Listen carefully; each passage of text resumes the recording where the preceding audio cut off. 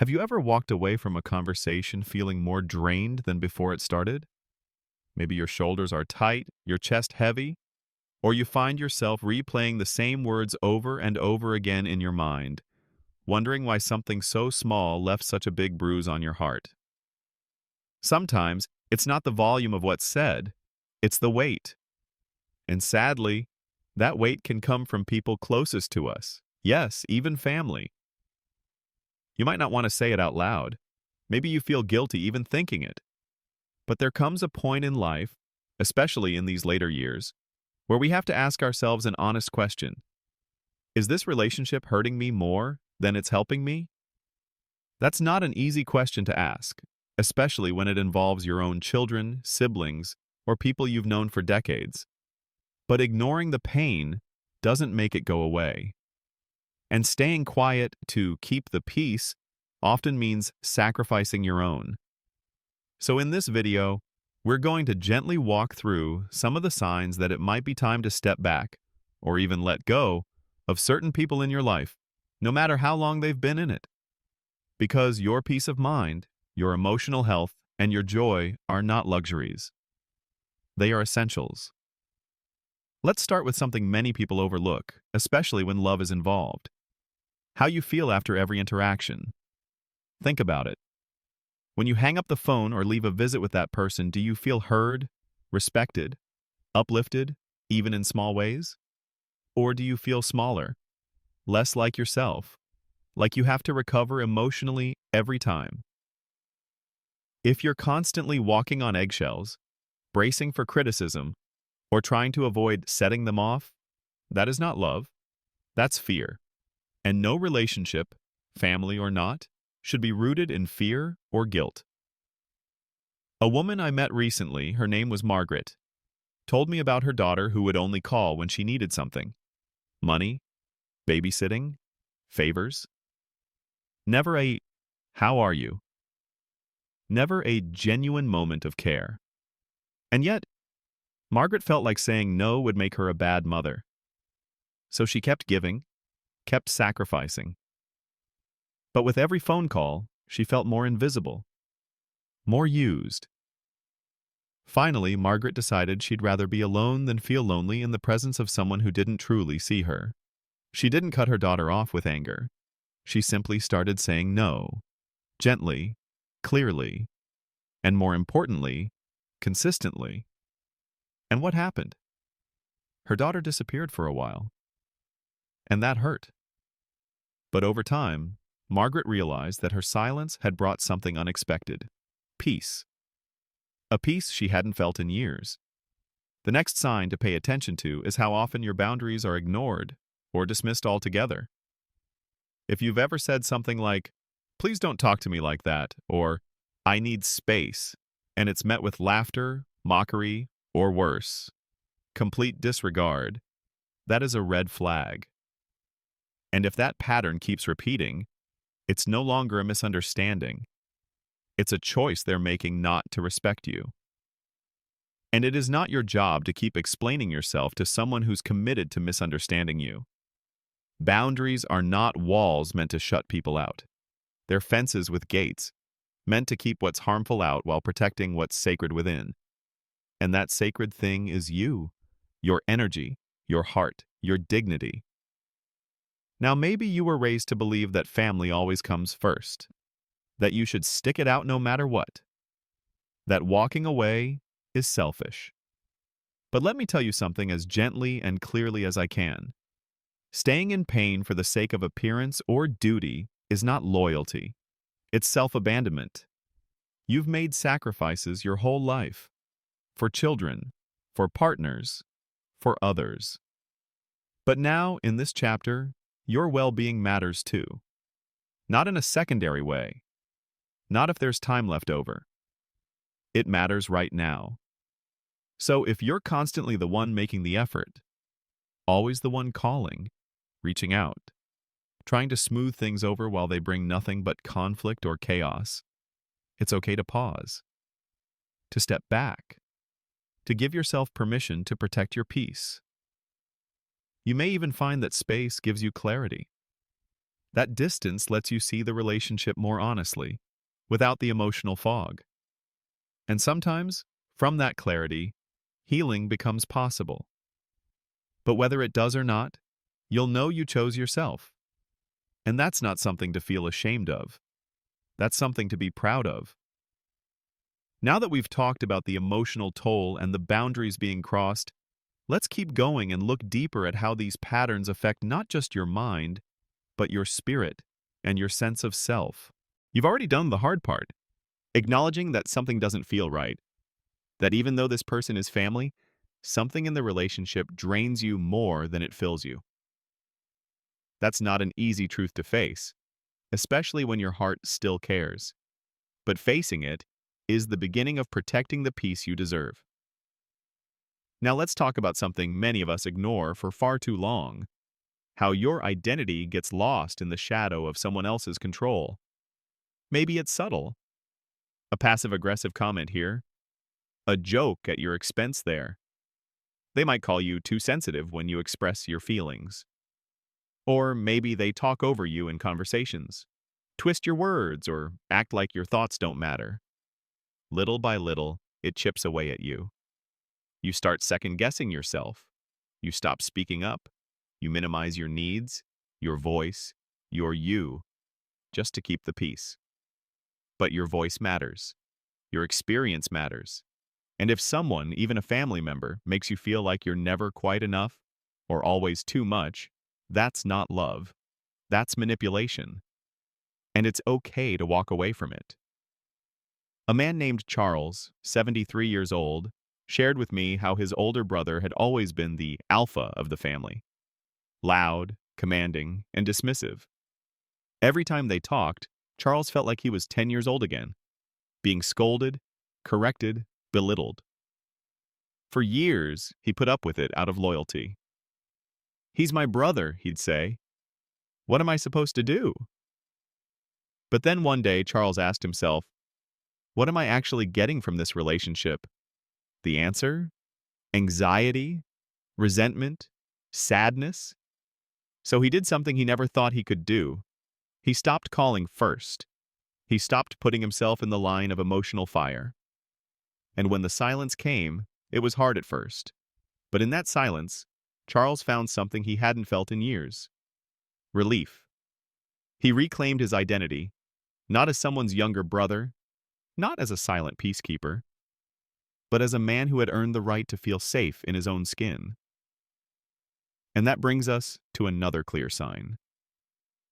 You constantly feel guilty, but you don't know why. Guilt is a powerful thing. It can be used to control, to manipulate, to keep you in a relationship that no longer serves you. If you find yourself apologizing often for things you didn't do, or feeling like you're never doing enough, despite giving all you have, that's not healthy. That's emotional imbalance. True love doesn't weaponize guilt. It doesn't leave you feeling small, ashamed, or like you're forever falling short. And you should never have to earn your place in someone's life, especially not through pain. I once spoke with a woman named Arlene, 68 years old. Her son only called when he needed something. When she tried to set limits or say no, he would say things like, "I guess I can't count on you anymore."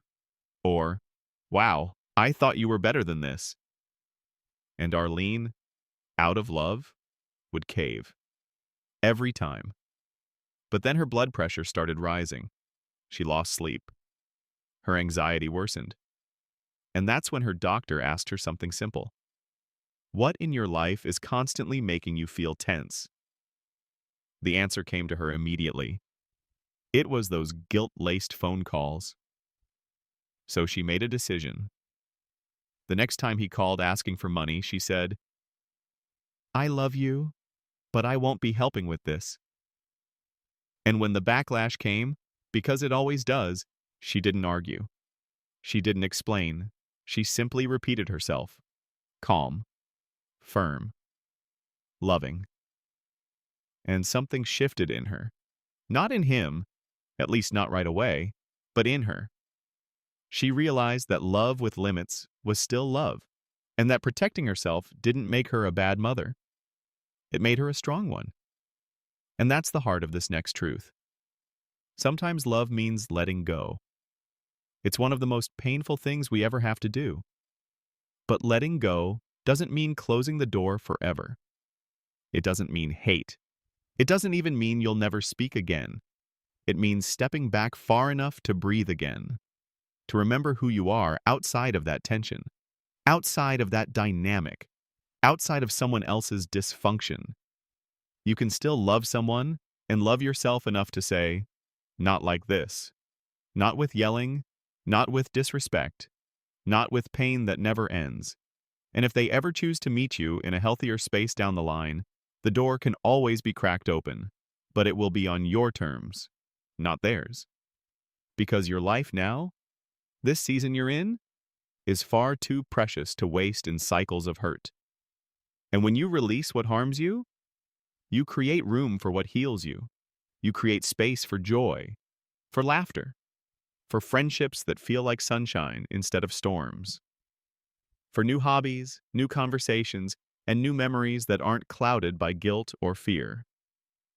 You are never too old to start choosing peace.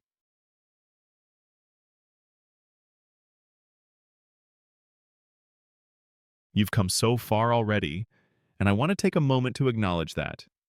These are not easy truths we've been talking about.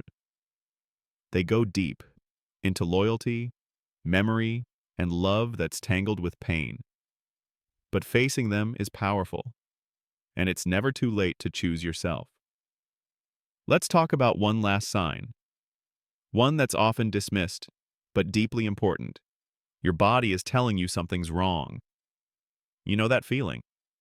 A tightening in your chest, a lump in your throat when a certain name shows up on your phone, the headache that follows a visit that was supposed to be nice. Your body remembers what your heart tries to ignore. And sometimes, when we won't listen to our emotions, our body starts speaking louder. Sleepless nights, tense shoulders, stomach issues, low energy. These things don't come out of nowhere. There's a woman I once met, Beatrice, 70 years old, who said every time her sister came over, her arthritis flared up. Not just a little ache, but full-on, can't-move pain. For years, she thought it was coincidence. Then she started noticing something. When her sister canceled, the pain eased up. It was as if her body sighed in relief. That's not just in your head. That's your system protecting you.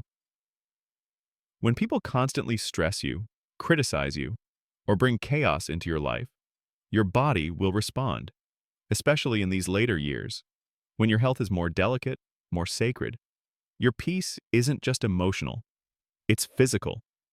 And that means letting go of toxicity is not selfish, it's healthcare. You've earned your peace. You've earned quiet mornings, kind company, and relationships that leave you feeling full, not hollow. So what now? Let's say you've recognized a few of these signs. You're nodding along, feeling that uncomfortable but honest tug in your chest that says, "This is me." What do you do next? You start with a choice. Not a confrontation, not a dramatic goodbye, just a choice. You choose not to answer every call that leaves you shaken. You choose to say no when your energy says, "Please don't." You choose to walk away from the conversation that always ends in knots. You choose to surround yourself with people who bring calm instead of chaos. Even if that circle is smaller now, even if for a little while, it's just you.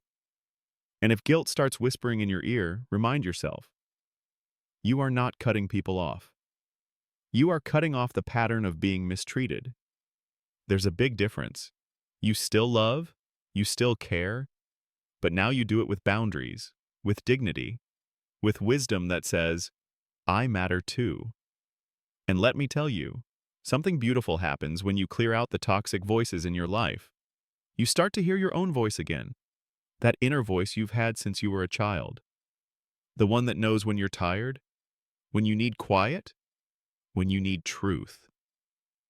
That voice becomes stronger. And soon, you'll be amazed at how much lighter you feel. how your days flow without emotional debris, how new people, kinder people, start showing up, how you suddenly have space to explore old dreams, small joys, even simple pleasures, without a cloud hanging over them. Letting go doesn't mean you failed. It means you survived long enough to know what's no longer worth carrying. You don't need their permission to release what hurts.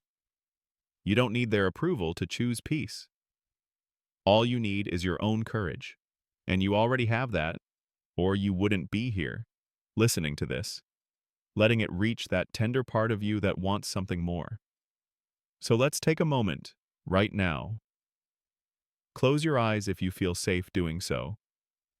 Take a slow, steady breath, and ask yourself, what would my life look like if I stopped waiting for someone else to treat me better and started treating myself with the love I keep giving away?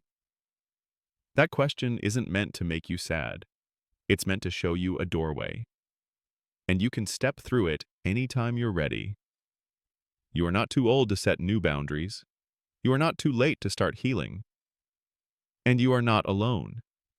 If this touched something in you, if you've seen parts of your life in these words, I want to invite you to share in the comments. You never know who might be reading, needing to feel seen too. Your story could be the one that helps someone else finally take that first step. And if this video helped you feel stronger, please like it and subscribe for more messages like this. Ones that remind you of your worth, your voice, and the freedom you're allowed to claim. You have given so much. Now it's time to give something back. To yourself. Here's to lighter hearts, healthier boundaries, and living the rest of your life with peace, purpose, and power, because you deserve nothing less.